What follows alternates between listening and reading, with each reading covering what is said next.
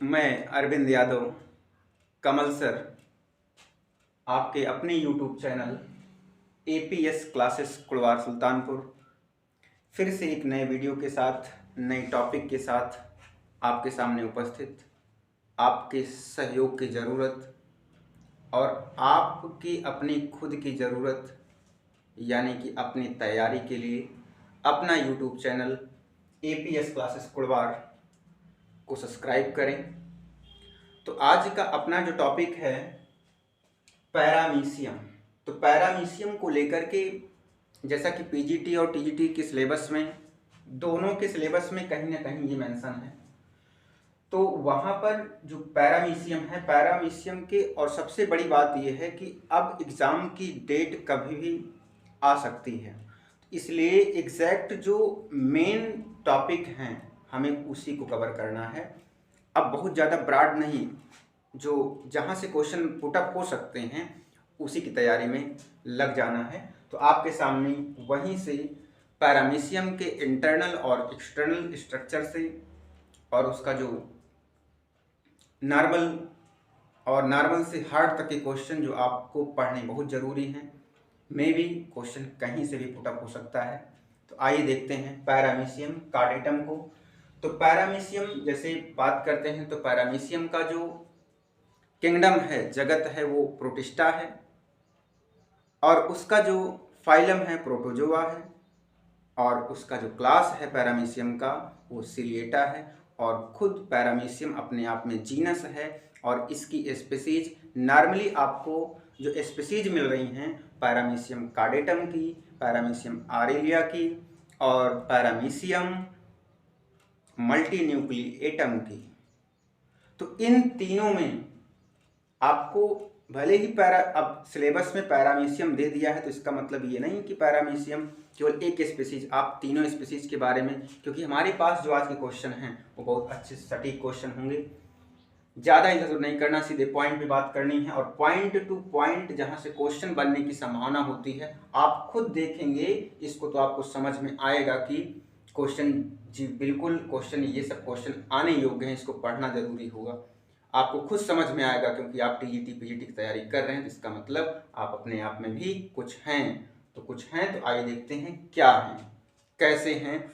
तो आपके सामने आइए देखते हैं। तो पैरामीशियम शब्द तथा स्लीपर जंतु किसने कहा था? सबसे पहले अगर बात करें पैरामीशियम शब्द किसने दिया तथा उस पैरामीशियम को स्लीपर, जो चप्पल के आकार का, अपने स्लीपर के आकार का होता है, वो नाम किसने दिया था? तो 1752 में जॉन हिल, ये देखिए आप यहाँ पे 1752 में जॉन हिल ने दिया था पैरामीशियम का नाम स्लीपर जंतु या स्लीपर एनिमल क्यूल।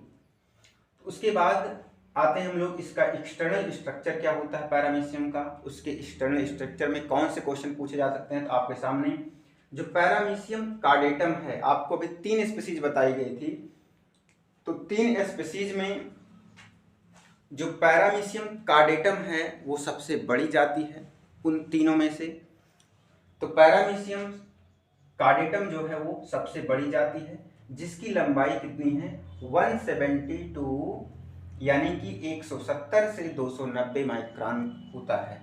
तो आप ये ध्यान रखिएगा 170 से लेकर के 290 के बीच में क्वेश्चन बिल्कुल कि पैरामीशियम कार्डेटम की लेंथ कितनी होती है, तो आपको 4 ऑप्शन बना के दे देगा। तो आपको ध्यान रखना है कि 170 से लेकर के 290 माइक्रोन की होती है। फिर इसके बाद पैरामीशियम का जो आवरण होता है वो हम कहते हैं 2 तरह से, भले ही उसमें 3 झिल्लियां पाई जाती हैं, लेकिन जो उसका आवरण है, इसके शरीर के बाह्य आवरण से आइए देखते हैं क्वेश्चन बनने की संभावना रहती है। कभी कभी अगर हल्के प्रश्न पूछ लिए तो इनके शरीर का बाह्य आवरण जो होता है वो सजीव होता है, मजबूत होता है और क्यूटिकल का बना होता है। सजीव है और इलास्टिक भी होता है, लचीला होता है, कहने का मतलब पिचकते हैं थोड़ा सा, अगर देखा जाए तो लचीले भी होते हैं। तो सजीव, दृढ़ और क्यूटिकल का बना होता है और उसका नाम क्या होगा? पेलिकल कहते हैं उसको। पेलिकल का आवरण होता है पैरामीशियम पर। तो पैरामीशियम का जो बाह्य आवरण है किसका बना है, उसे क्या कहते हैं? पेलिकल कहते हैं। तो ये आप यहाँ से ध्यान रखेंगे, इसको देखेंगे। फिर उसके बाद इनके शरीर पर अनेक छोटे छोटे रोम पाए जाते हैं, बाल जैसी रचना होती है, जिसे क्या कहते हैं, जिसे सीलिया कहते हैं, पश्चमाभ कहते हैं। जिसको क्या बोलेंगे भाई, सीलिया बोलेंगे, पश्चमाभ कहा जाता है इसको। तो ये भी आपको ध्यान रखना है। यहाँ पर ये सीलिया यानी शरीर पर छोटे छोटे रोम पाए जाते हैं, जिसे सीलिया कहते हैं। फिर इसके बाद ये तो इसके एक्सटर्नल स्ट्रक्चर से क्वेश्चन बनने की संभावनाएं रहती हैं। तो अब आइए इसके इंटरनल स्ट्रक्चर में क्या होता है, इसकी आंतरिक संरचना में कैसे क्वेश्चन बन सकते हैं। तो इसका जो पैरामीशियम का जो तरल होता है, जो द्रव्य होता है, वो दो भागों में बटा होता है, इंडो और इक्टो में। तो जो आपके लिए जहां से इंपॉर्टेंट क्वेश्चन बन सकते हैं, आपके लिए पॉइंट की बात है, वहां पर आते हैं। तो पहला जिसे हम कहते हैं, इसके कोशिका द्रव्य का केंद्रीय बड़ा कणदार और अर्ध तरल भाग, बड़ा भी हो, बीच में हो और छोटे छोटे कण भी मिलते हों, और कुछ अर्ध तरल हो, मतलब कुछ ठोस अवस्था भी हो और कुछ तरल अवस्था भी हो। तो उस अवस्था को क्या कहते हैं, इंडोप्लाज्म कहा जाता है। इंडोप्लाज्म या अंतःद्रव्य कहते हैं इसको। और उस अंतःद्रव्य में, ये क्वेश्चन आपके लिए इंपॉर्टेंट होगा, उस अंतःद्रव्य में कौन कौन से सेल ऑर्गेनेल्स होते हैं, कौन कौन से कोशिकांग पाए जाते हैं। तो आपके सामने माइटोकॉन्ड्रिया, गाल्जी बॉडी, राइबोसोम और कुछ क्रिस्टल पाए जाते हैं। इसको बिल्कुल ध्यान में रखिएगा, माइटोकॉन्ड्रिया, गाल्जी काय, राइबोसोम और कुछ क्रिस्टल मिलते हैं। और सबसे इंपॉर्टेंट प्रश्न इस पैरामीशियम के प्रोटीन से है। तो प्रोटीन, अब यानी कि जितने भी क्वेश्चन अब आ रहे हैं इसके इंटरनल स्ट्रक्चर से, ये जरूर ध्यान में रखिएगा, यहाँ से क्वेश्चन पूरा बनने की संभावनाएं रहती हैं। तो आइए तीसरा कह रहा है इसके पास कि ट्राइकिनिन रेशेदार प्रोटीन। तो एक प्रोटीन होती है ट्राइकिनिन, जो थोड़ा सा तंतुवत होती है, धागे जैसी होती है। तो वो कहाँ मिलती है, तो वो मिलती है पैरामीशियम के ट्राइकोसिस्ट में पाई जाती है। तो जैसे क्वेश्चन यहाँ से दो तरह का बन सकता है दोस्त। एक तो बन सकता है ये कि पैरामीशियम के ट्राइकोसिस्ट में पाई जाने वाली प्रोटीन का नाम क्या है, ट्राइकिनिन। या दूसरा क्वेश्चन ये बन सकता है, ट्राइकिनिन रेशेदार प्रोटीन किस जंतु के किस भाग में मिलती है। तो पैरामीशियम जंतु के ट्राइकोसिस्ट में मिलती है। बिल्कुल ध्यान रखेंगे, क्वेश्चन काफी इंपॉर्टेंट ये क्वेश्चन बनेगा, यहाँ पर ध्यान रखिएगा।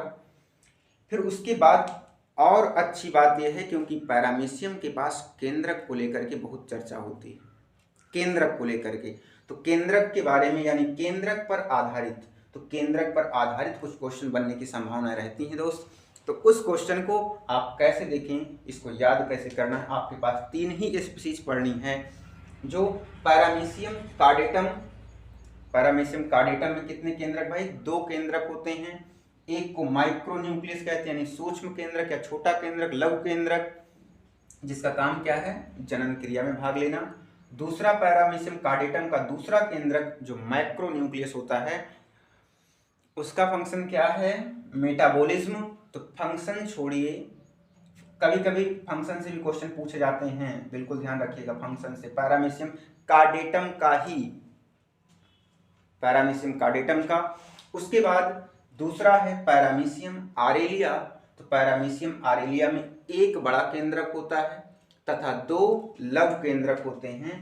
पैरामीशियम आरेलिया में क्या होगा, एक बड़ा केंद्रक और 2 लघु केंद्रक होते हैं, यहाँ पर आप देख सकते हैं। फिर उसके बाद तीसरा, आपके पास तीसरी स्पीशीज जो आती है वो है पैरामीशियम मल्टीन्यूक्लिएटम। उसके पास अनेकों लघु केंद्रक होते हैं, तो मतलब उसकी कोई संख्या निर्धारित नहीं है। तो आप याद रखना है कि मैनी या अनेक लघु केंद्रक होते हैं। अब उस लघु केंद्रक तो होते हैं, तो लघु केंद्रक में एक क्वेश्चन ये भी बनता है कि लघु केंद्रक और जो दीर्घ केंद्रक है अगुणित होते हैं, द्विगुणित होते हैं कि बहुगुणित होते हैं, उसके बारे में देखना है। ठीक है, तो आइए यहाँ पर देखें। तो ये जो है अगुणित और किसी किसी में द्विगुणित भी हो जाता है, ठीक है ना, क्योंकि स्पीशीज आपके पास 2 हैं, इसको 2 गुणित कर लीजिए।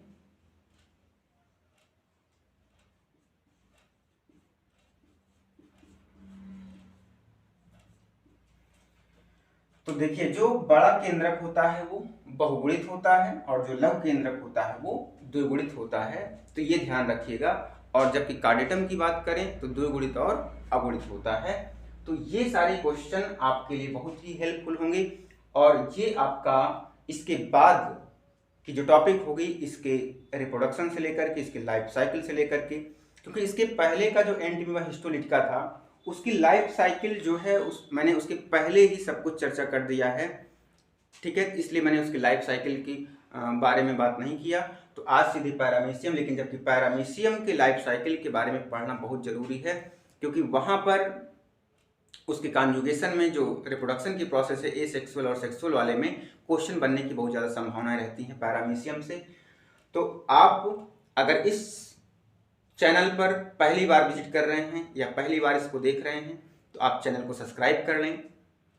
आपको कंटिन्यू लगातार टीजीटी पीजीटी के लिए बायोलॉजी के हर एक टॉपिक हम देने के लिए तत्पर रहेंगे।